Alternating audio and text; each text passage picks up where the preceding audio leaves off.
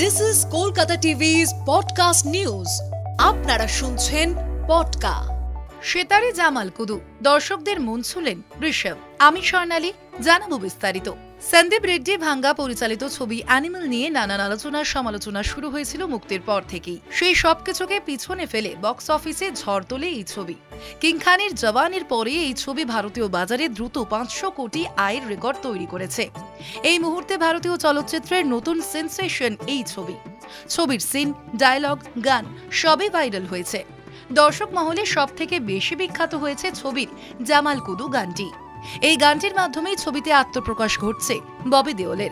সম্প্রতি social media sensation Jamal Kudu গানের সুর সেতারে বাজিয়ে সকলকে চমকে দিলেন ঋষভ রেখিরাম শর্মা। পেশায় তিনি সঙ্গীত প্রডিউসার এবং সেতার বাদক।